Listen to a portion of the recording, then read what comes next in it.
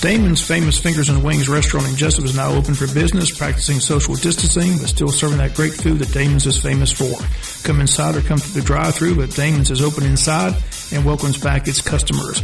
The menu's the same, the service is fast, and the food is fantastic, and the sauces remain the same, mild, wild, insane, or inferno. The number is the same, 588-WING, 588-9464. Damon's Restaurant on West Cherry Street in Jessup. Dining room now open for business. Come on in and enjoy a great meal today.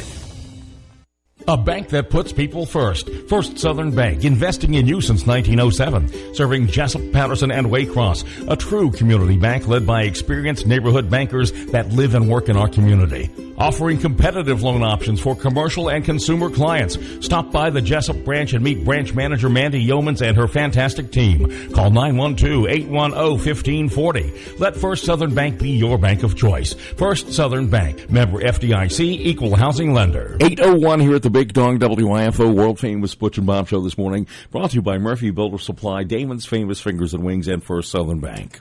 Good morning, John. We got a special guest in the studio. We're going to talk Carl Rose, his athletic career. But before we do, again, just want to go back to the newscast. A firestorm's begun. There's some upset people at Wayne Memorial Hospital on the comment that Sharon Daniel made last night at the board meeting saying that the hospital is overrun and turning people away. Again, the CEO called this morning. Here are the hospital facts. They have 84 beds at Wayne Memorial Hospital. Since March, they've had 37 admissions due to COVID-19, okay? So is the hospital busy? Yes. Do they have COVID patients? Yes. Are they overrun? The answer is an emphatic no. So, again, please understand that they're not turning away people at Wayne Memorial Hospital if you go to the hospital. So they just want to make that clear. And, again, in the FCI stats, we gave those Monday. We'll give those again. Jessup FCI, this was as of Monday. They had 158 positive inmate cases, 13 staff positive, which brings that total to 171, which at the time on Monday, Wayne County's total stats since March were 300-something. That's over half of the numbers in Wayne County coming from the FCI prison. So, again, those are facts, can't be disputed. Again, as they said, everybody has an opinion on when school should start, how school should start, but, again, don't lie about the stats to get your point across. Let's just stick to the facts. Those are the facts. But, again, the hospital not real happy with the comments made last night at the school board meeting by board member Sharon Daniel. So, again, now that that's out of the way, we want to talk about Carl Rose. Again, unfortunately, passed away Monday of an apparent heart attack, apparently working in the yard. Again, they state the weed eater was still running when they got to him. Just a sad story, but one of his best friends played a lot of softball with him, played baseball with him, was on that 84 team that went to Columbus. Lamar Echols, our rec directors in the studios with us. We just want to kind of reminisce about Carl Rose. Just a great, phenomenal athlete. Just a lot of fun, a good guy, fun to be around. Oh, yeah, he was a good friend. Like I said, we grew up together, went to school together. We lived a couple of houses down from each other, so we grew up right there behind the hospital, playing baseball and basketball and football every day down at the yard, at the little fields, at the rec fields behind the hospital. So we grew up together. We grew up in the sports, we came through the school system. We came through the rec department out there playing baseball out there. And like I said, I even, in our softball career, I spent 3 years with him on the same team as roommates and all that. So, yeah, he was a good athlete and, like I said, a real good friend. And hey, we're going to miss him. Yeah, that 84 team. I just got out of college and came to Wayne County. Coach Echols and Coach Mulford, they kind of took me under their wings, but I got I said the age gap at that time wasn't that much different than those guys in high school, and I hung around you and Rose and Wayne Moxley, who was a great shortstop, Jack Wiltshire, third baseman, Kerry Martin was a freshman on that team, still a good friend. I just made lifelong friendships on that team, and I fell in love with that team. They had a great run.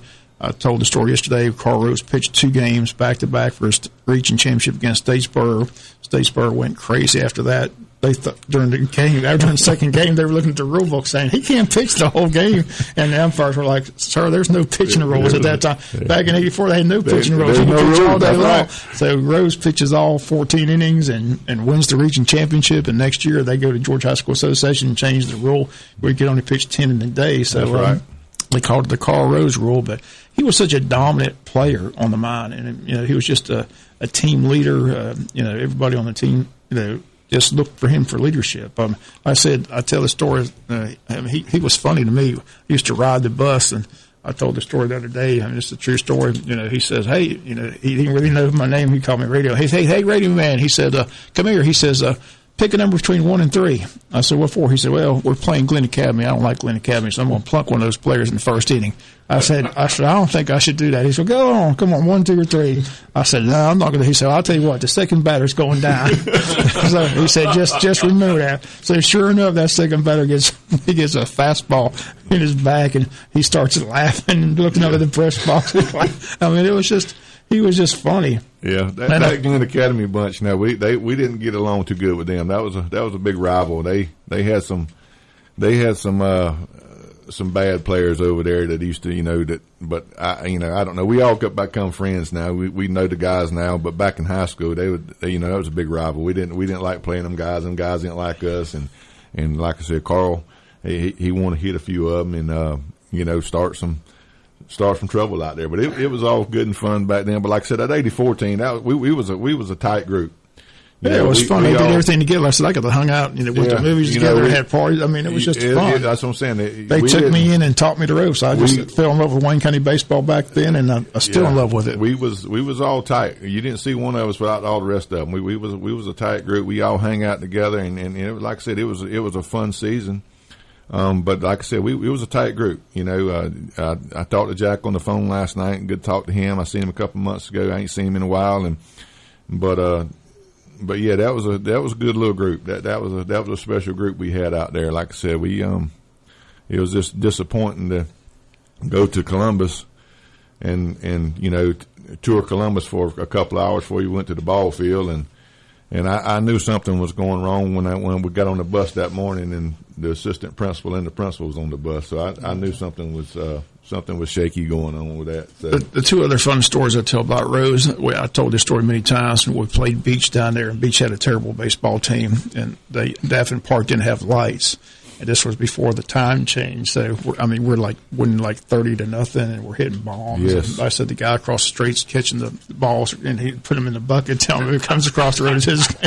So again, it starts getting dark, and it's only in the fourth inning. So Echols comes up to I need y'all to bunt to the pitcher and just get out, because we're going to get out back in the field and get 3 outs. So everybody's doing it. Ricky Dent's bunting, Moxley's bunting. Rose comes up and hits a 450 bomb, and he's running around the base, and Echols yell, "What are you doing? I told you to bunt." He said, "That's my bunt, Coach. I don't know how to bunt." Wow. And the other story I tell is he's pitching in the game, and we're beating his team pretty bad, and he walks the bases loaded, and Echols says he goes out there and says, "Hey, is something wrong?" He said, "No, Coach, I'm just getting bored. I thought I'd make it exciting. I'm going to strike out the next 3 batters on 9 pitches." And he does.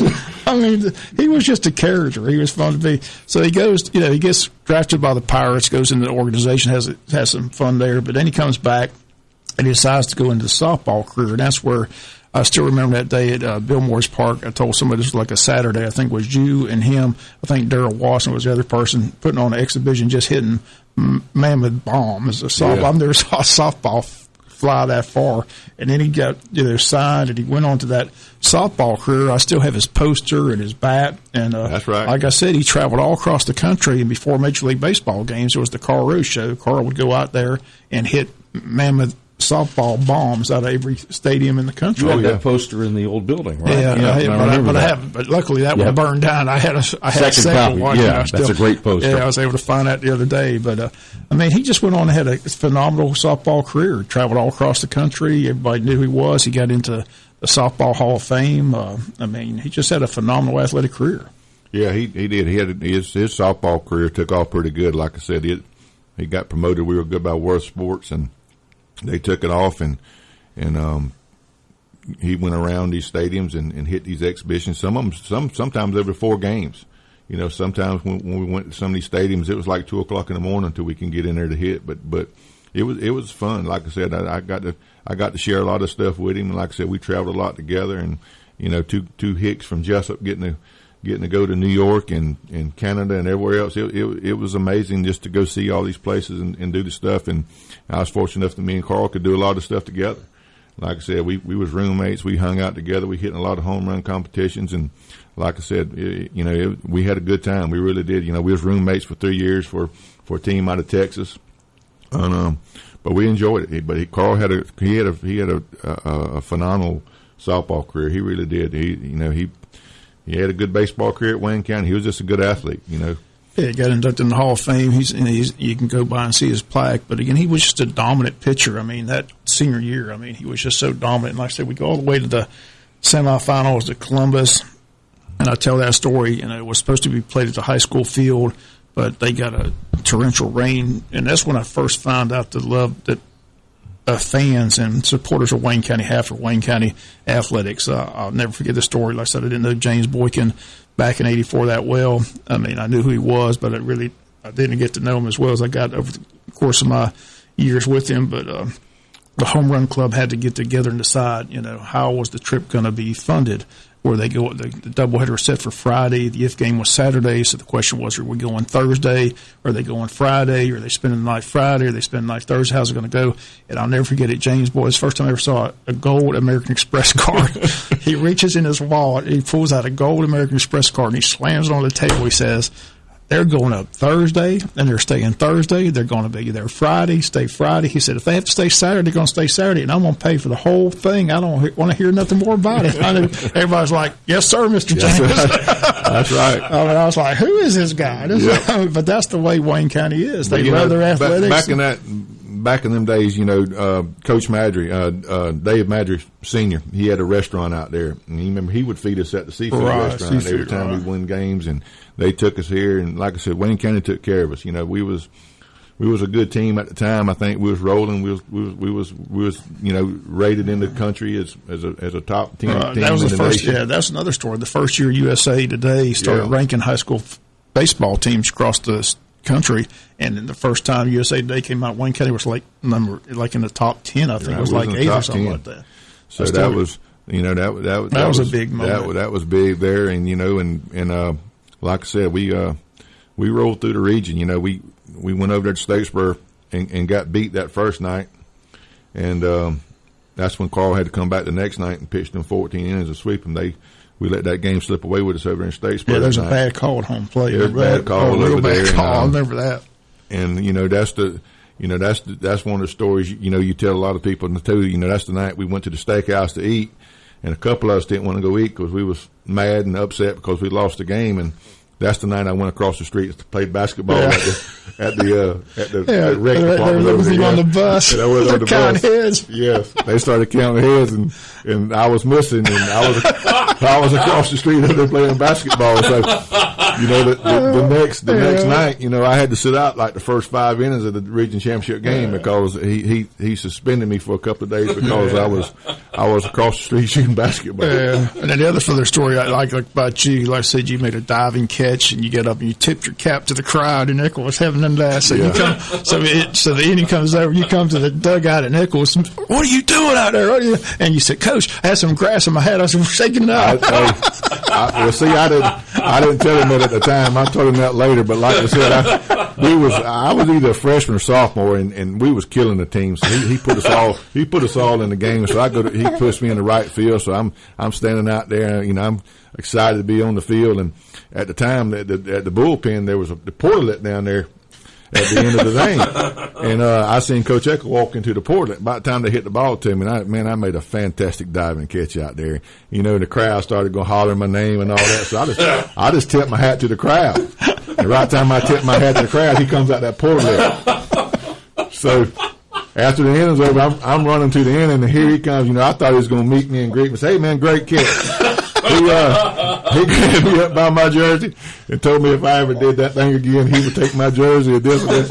Hey, after that, me and Coach Echols didn't have no more problems after that. But after that, everybody started joking. "Hey, man, what you doing tipping your hat?" And I told him, I said, "Coach, I was just shaking the grass out of my hat." But, yeah, that was a classic moment out there with him. But like I said, it was. I used to go to those practices, like I said, Wayne Bob Moxley, what a phenomenal shortstop he was. And he would sing during practice, and he had a great voice. And Jack Wilcher and Rose were good friends. And Jack Wilcher, I remember him telling me, he said, I said, "What's it like with the Rose out there on the mound?" He said, "He's intimidating." I said, "What do you mean intimidating?" He said, "He tells us for the game, we better not make an error. He's going to kill us." I said, what? He said, yeah. He says he'll beat us up if we make an error. Yeah. I said, I don't believe that. He said, no, we're good friends. But he said that he just made sure everybody was on their toes and make sure nobody made an error. Oh yeah. Well, like I said, that was a good group of kids. Like I said, we rallied behind. It wasn't really a lot of whole rallying behind Carl because, like I said, a lot of these teams he just dominated. When we played Coffee County, we had to play on our P's and Q's, but playing in the outfield out there with Ricky Dent and Eric Dunn, I didn't have to do much. You talk about it. That's two speedsters out there, and Eric Dunn, all he did was the whole game, he would just crack jokes from right field over there. He would holler across the fields, and he made it real interesting out there because he would crack a bunch of jokes out there, and we'd laugh and all that. But we had that was a good speedy outfield. We had out there with Ricky in center field because he'd run anything down. Remember the catch you made in Douglas? Yes. I mean, it was only like the third inning, and the whole dugout came out and had to greet him because he made that phenomenal catch in Douglas. Ricky was another tremendous athlete out there. His speed and man, he was a go-getter. He was just wide open every play. Now, talk about that trip to Columbus. Like I said, Bubba Holland beat us in that doubleheader, came in back in the second game, like I said, and I still remember getting that lineup card in game one and was just flabbergasted that Rose wasn't on the mound in game one. College scouts got up and left because they came to see Holland against Rose and were upset that Rose wasn't pitching game one, but it was 98-degree heat, and it was just, once he caught those 7 innings in game one, he just didn't have much left in game two. So. Yeah, he didn't have no gas. It was hot that day, and he was catching, and you squatting back down there for 3 hours catching, and your legs are shot. His legs are shot. He come out and tried to, he gave it a good effort, but like I said, he was wore out. That was just. Another favorite story of my trip to Columbus, though, like I said, Lee Nichols was a phenomenal first baseman. And I said they had a first baseman by the name of Frank Thomas, the big hurt. He was just a freshman that nobody knew he was going to turn out to be Frank Thomas, the big hurt. I told people if I'd known he was going to turn out to be a Major League ball player, we would have had a bucket of balls to have him signed to take home. But Lee Nichols was the better first baseman. I heard you talking about Frank Thomas yesterday. Me and Carl was at the sports show in Atlanta, and we was representing Worth Sports. And Frank Thomas just signed a contract to swing Worth baseball bats. He was a big Worth guy that swung the baseball bats, so he was at the sports show too. And we kept telling one of our coaches, we played high school ball against him. He kind of, I don't know, y'all probably didn't play against Frank Thomas. And I said, yeah, we played against him. So he went over and started talking to him. And he said, yeah, I remember them guys from, Wayne County. I remember, playing against them guys and all that. So a few minutes later, we go over there and introduce ourselves to Frank Thomas, and we had a good conversation with him about that 84 team, and he remembered every bit about it. Man. He laughed with us, and told us how good our team was, how much he heard about us coming into town and stuff like that. And he said that they was fortunate enough to beat us that year, and I think they went on one state championship. They did go on to state. That's the sad thing. We knew we should have won state championship. But we had a good conversation with Frank Thomas up there at that sports show, and he was a good guy. He was cool about it, but he remembered that game. He said he remembered it very well because he said they was pumping up Wayne County. They was coming to town, and they had something to bring. And fortunately, it went the wrong way with us, but. Yeah, he was. I went back and looked at him. I don't even think Frank Thomas had a hit in that. He might have not. I said he had a lot of hits in Major League. Yeah, he turned up. But Lee Nichols was the better first baseman that day. You mentioned Eric Dunn. What an athlete he was. He was phenomenal. He was, what a good-looking athlete he was. Yeah, he just stuck to baseball. Back when he was growing up as a youngster, he played football. Was a good football player, and I think he just put the football aside and concentrated on baseball. But like I said, he was an athlete, and he was funny. Like I said, he was the jokester on the team. He cracked jokes, and it was like I said, that was just a fun year, fun season. And fortunately, that's when the student body really got into ball games back then. You had Tony Yeomans up in the stands with the big boom box. Sissy Moxley was there supporting away. You could hear her all the time. You go out there to the ball field. That thing was packed at night. It really was, especially when we Carl pitched 14 innings. Remember the Rose Garden night? The Rose Garden. I mean. Got everybody a rose that came in. All the females got a rose that came in the studio. Yep. That's when they didn't even have a name. Like I said, it was just a ball field. Yeah. That's all it was. They didn't have a name. Yeah. So we called it the Rose Garden that night. Everybody used to put the banners up there in the outfield hanging them on the press box of the football field. And it was wild. That was a wild night. Yeah. Yep. Matter of fact, I talked to Willis Crockett yesterday. We was talking about Carl and all the guys that played ball over there with them guys. Like I said, we didn't like them in high school neither, but we got good friends with them when we went to college and all that. But he was talking about the days, facing Carl and hitting home runs off Carl, and Carl hitting home runs off them. He said, it was fun season back, fun times back in the days with those guys. Those coffee teams were loaded. I mean, they had Crockett and KG White and Rags doing all that. Echo would call up Coach Pope and say, Coach, we're going to bring a big crowd. We better go to the college. Because he wanted that huge, big old spacious outfield because Ricky Dent and them run them down. And then they'd come here to our little ballpark. It was like a cracker ball. Yeah, they were hitting balls on the football field. KG White was crushing them over the center field wall. I mean, that team was phenomenal. They were. They were fun to watch. They had, I love that Drew coach. Tanner that old Coach Powell. I said, I just started. I said, Coach, you're doing a heck of a job with this team. He said, what are you talking about? I said, man, this team's phenomenal. I said, one of the best high school baseball teams I've ever seen. He said, son, you know how to fill a lineup card? I said, yes, sir. He said, well, I'll tell you what. He said, anybody can coach this team. He said, you just fit those 9 names any way you want and just put them out there. And then he looked at me. He said, the toughest part of this job, son? I said, no, sir, I have no idea. He said, after the game, he said, I got to go get my arm rubbed down because I get tired of waving them in. That was a good team. Willis and Ricardo Ingram and KG White and Ragsdale, Drew Tanner, Ragsdale. They didn't have an easy out in that line. That was like murderous row. Was loaded, man. It was unreal. And then, like I said, that it always come down between Wayne County and Coffee County for the region championship. And we was at the beach one weekend, and some lady come up to us and told us that Statesboro had beat Coffee County that year.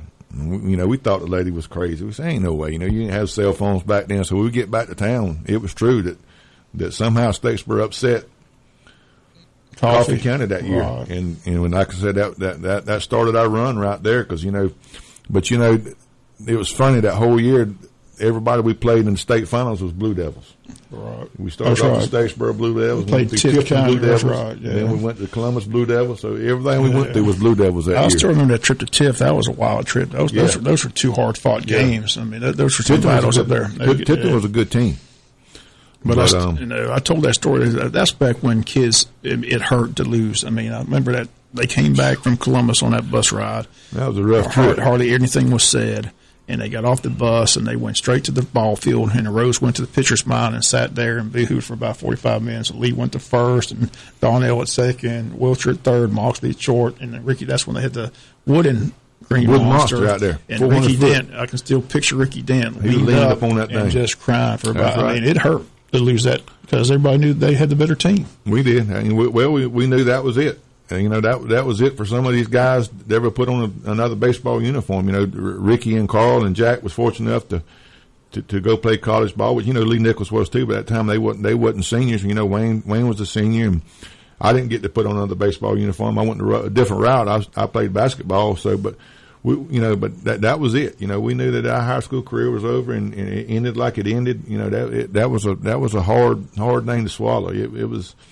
It was rough. I remember that bus trip back. It was rough. And like I said, we started boo-hooing, before we even pulled into the board office over there. It was just it was. I don't think there was a word said on that whole trip back.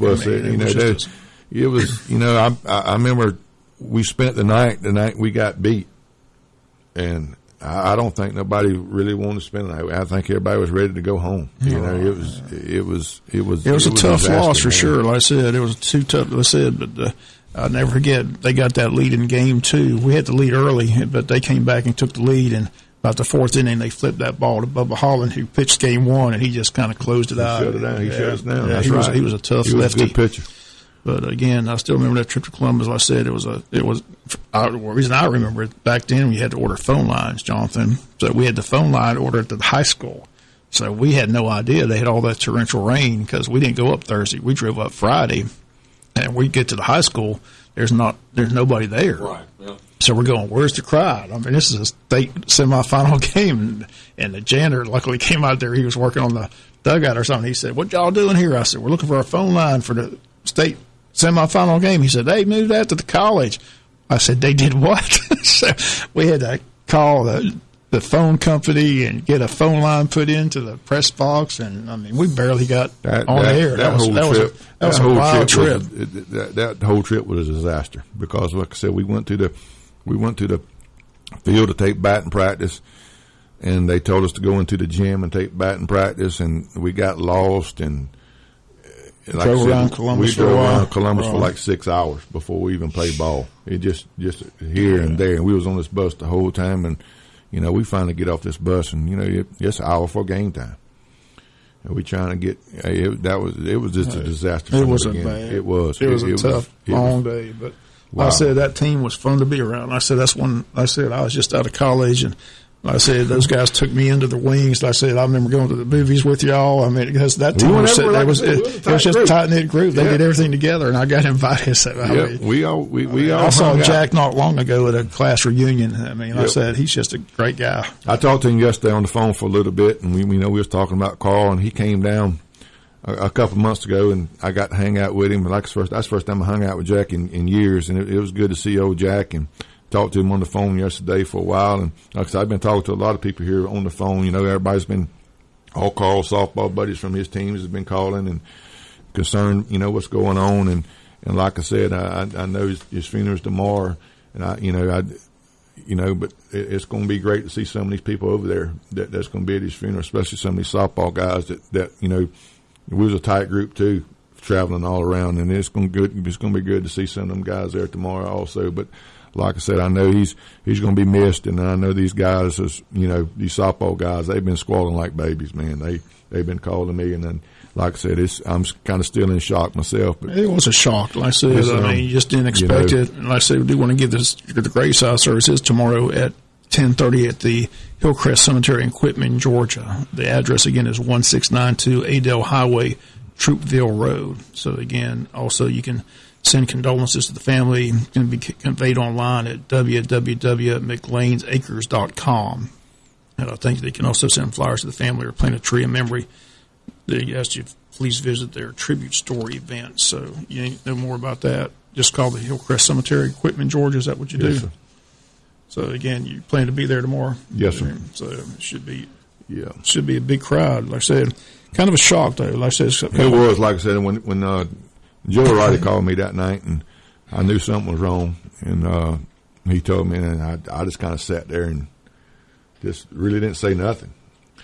And you know, I got my stuff together, and I called a few of our softball friends up, and man, they was silent on the phone too.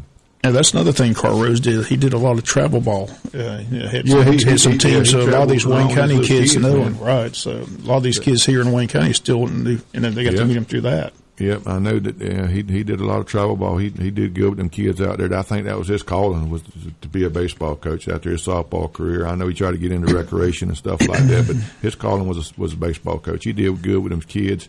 You know, he went out there. You know, he used to go out there with my daughter before softball games and tow her batting practice and help her out. And he was awesome with kids and coaching the game of baseball and softball. You know, he was real knowledgeable about it. So, like I said, I know he's going to be missed over there, and we're going to miss him here. I know that. He was just a General John said. He's one of the best athletes I've ever seen come through Wayne County. That was, like I said, that was just a fun team to be around. Again, those guys were tight-knit and did everything together. They let me hang out with them. And like I said, that's where I got my love of Wayne County baseball. I said Coach Eckel and Coach Mulford did a good job. They had Eckel was the hard-nosed coach. He sure was. Chip was the guy to come around and give you a hug. He was good cop. They believe that good cop, bad cop philosophy. He would tell us when to get out of there when Coach Eckel was in an uproar. Hey, it's time for y'all guys to get out of there. So we would get out of there. But like I said, I don't know. It was good times back then. I can't think about keep thinking about Linda Eckel because they kind of took Rose under their wing. Right, Rose wasn't the best student in the world, but to make sure he graduated, I think he kind of lived with the Eccles. So Linda Eckel did everything she could to make sure he stayed on track and stayed. That was his second home over there with Coach Eckel and them and Miss Eckel. They had to take the boy under the wing and get him passing where he could go to college and play ball. But they did a good job with him. I know, like I said, I know they're gonna miss him too. Ms. Eckel come by my house yesterday when I was at the ball field. We had senior league baseball, and she was checking on me how good if I was all right.